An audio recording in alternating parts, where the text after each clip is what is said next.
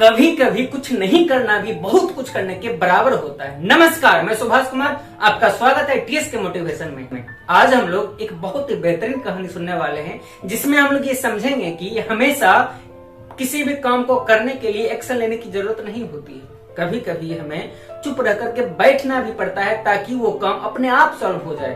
तो ये कहानी है एक किसान की, जो अपने खेत में अनाज की कोठी में काम कर रहा था। काम करते करते उसका घड़ी कहीं गुम हो गया।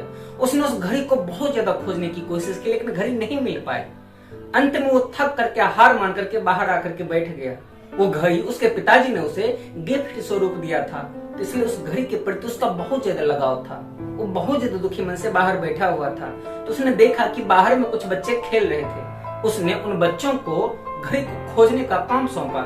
सभी बच्चे कोठी के अंदर आ गए और घड़ी खोजने लगे, लेकिन सभी बच्चे उदास होकर के बाहर निकल गए और उन्होंने बोला कि हम सब ने पूरी कोशिश की घड़ी को ढूंढने की, लेकिन घड़ी नहीं मिल पाई। तो अंत में एक बच्चा वापस से किसान के पास आया और उसने बोला कि मैं एक बार और कोशिश करता हूँ घड़ी को खोजने के लिए। तो किसान ने बोला कि हाँ जाओ, तुम भी कोशिश कर लो। तो वो बच्चा अंदर गया और शांति से कुछ देर तक खड़ा रहा।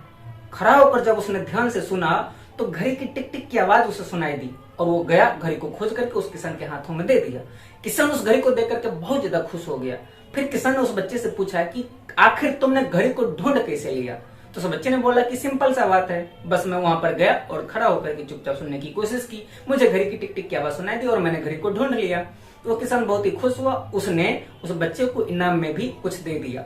तो इस कहानी से हमें बस यही सीख मिलती है कि कभी कभी हमें कुछ नहीं करके चुपचाप बैठ करके देखना, सोचना, समझना होता है।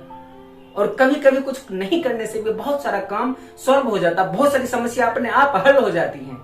तो फाइनली इस कहानी से हम लोग यही सीखते हैं कि कभी कभी यदि हमें कोई चीज नहीं समझ में आ रही है तो हमें चुपचाप आराम से बैठ जाना चाहिए।